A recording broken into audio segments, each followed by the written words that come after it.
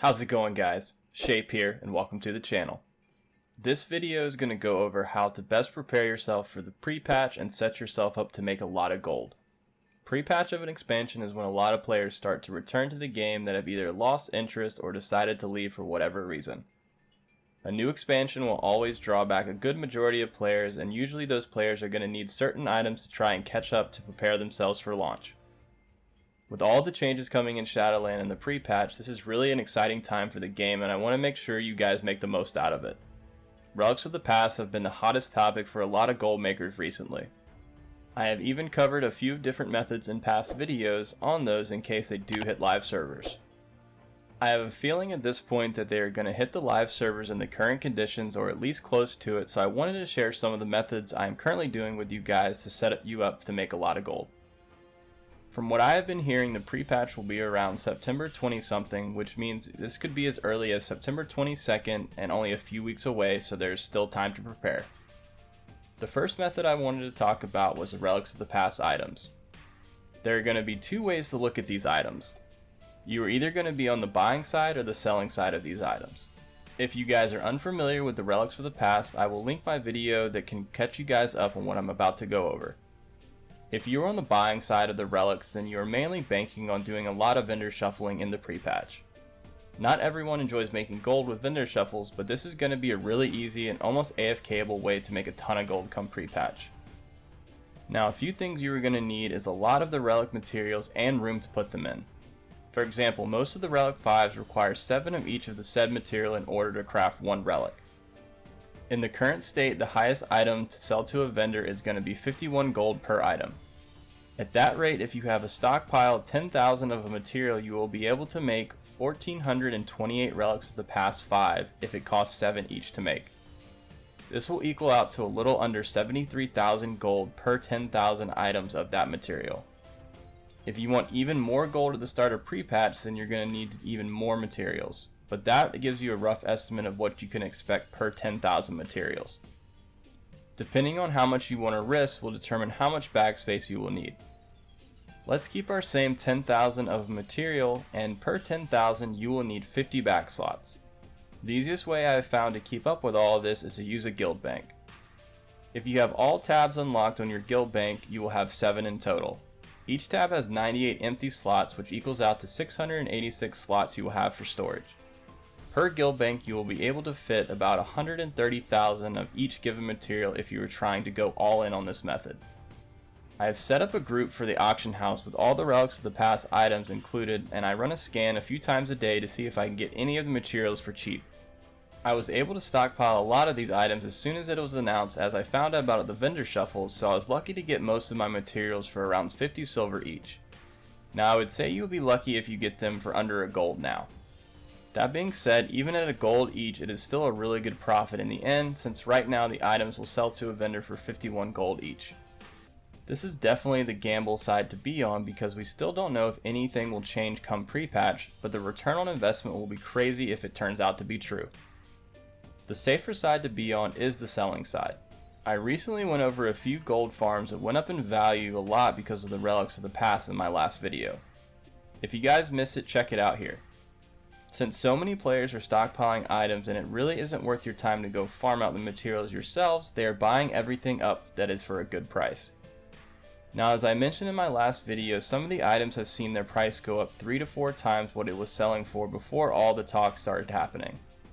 The market, from what I've seen, is all over the place, with many players trying to buy the market out and set the price for what they want. It is a very risky move, but some players have the capital to try and do so. With that said, some of the items on the relics list are selling in quantities of 20 to 30,000 per day, which means there is a good opportunity to sell this stuff and make gold now, even before pre-patch. Now, you won't be pulling in anywhere near the same numbers as what you would have if you were stockpiling and vendor shuffling, but that's why the other is a gamble. At least with selling these items, you will get the gold now and not have to rely on Blizzard not making any changes. Either way, if you already haven't picked a side to be on for the relics of the past, I suggest you act now because there is a ton of gold to be made either way. A second method that I am currently doing is making sure I have all my crafting professions leveled to max in each expansion. This means all the way from vanilla to BFA for leatherworking, blacksmithing, and tailoring. Now you can definitely go out and farm all the materials to do this if you want, but I'm not sure you will have enough time before the pre-patch to do this. I would suggest looking up a guide on WoW Professions and just buying the materials it says to do to level as fast as possible. It shouldn't be too expensive to level, as most of the old war materials are pretty cheap unless it is tied to a relic of the past. With that said, the reason for making sure to level out all of these professions is so you are ahead of the curve if there is an item that turns out to be really good come Shadowlands for vendor shuffles. You will have to take some time to go out and learn all of the recipes or buy them off the auction house if they are cheap enough, but it is always a good idea to have all of these professions unlocked to max in case there is a certain item that sells really well for a good price. Even if you don't need to level all of these out for the vendor shuffles, there is still the potential to sell some twink items. With the Relic of the Past changes and leveling up old gear with sockets and item levels, there will be some items that will stand out for sure. I think with the introduction of the Relics of the Past, a lot of the old crafted items are going to be worth a lot more gold when leveled up to max level now. It is still undetermined which items are going to be, so that is why you should cover all your bases and just get them all leveled. Either way, you can't go wrong with making sure your crafted professions are maxed out and you don't have to spend time doing this in Shadowlands. A final method I wanted to go over was a few other items to stockpile besides just the Relics of the Past in case those don't pan out. The crafted mounts tend to start selling for a lot more towards the end of an expansion and the beginning of the next. The Vial of the Sands and the Sky Golem mounts are two of those that I would advise you start stockpiling the materials for. The current prices on the market aren't anything to die over right now, but usually once the pre-patch is released, we will see those values go up. The Sky Golem in particular is a huge source of income with gathering professions if you aren't a druid. I have seen this go easily for 90 to 100,000 gold on expansion launches because those players want to dive into the gathering market and want to do it as efficiently as possible.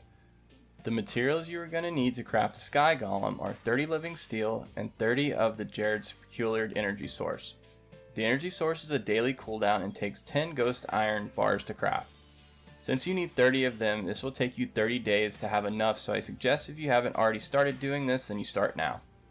For the Vial of the Sands mount, you're going to need a few vendor items as well as crafted materials. The vendor items you will need are 1 Purium Lace Crystalline Vial and 8 Sands of Time. These can be purchased from a vendor in Oldham, and if you're exalted, then you get a little of a discount. The other materials you need are 12 True Gold bars, 8 Flask of the Winds, 8 Flask of the Titanic Strengths, and 8 Deep Stone Oils.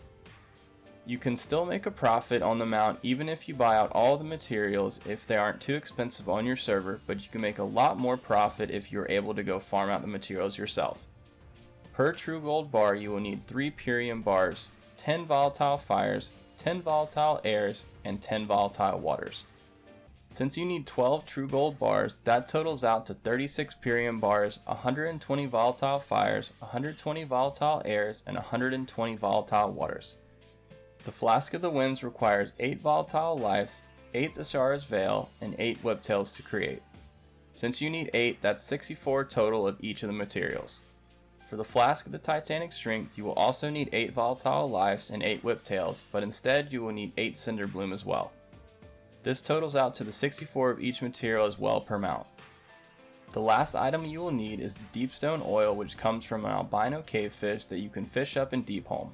Each fish will make you 1 to 2 Deep Stone Oils, so depending on how lucky you are will determine how many you will need per mount. If you guys are interested in farming out these materials, here is a video on how to farm all the volatiles. There is still time to get a good start on these mounts and have some stock going into pre-patch and Shadowlands since the price will be higher then. I wouldn't try to sell any of them now and wait for the price to increase. Once Shadowlands gets here, players will be focused on leveling and Shadowlands stuff, leaving all the profit to you. Well, there you have it guys, what I'm currently doing to get prepared for pre-patch and Shadowlands to make a lot of gold. I hope you guys enjoyed, and don't forget to subscribe and drop a like if you enjoyed the video to show some love for the channel, and I'll catch you guys next time.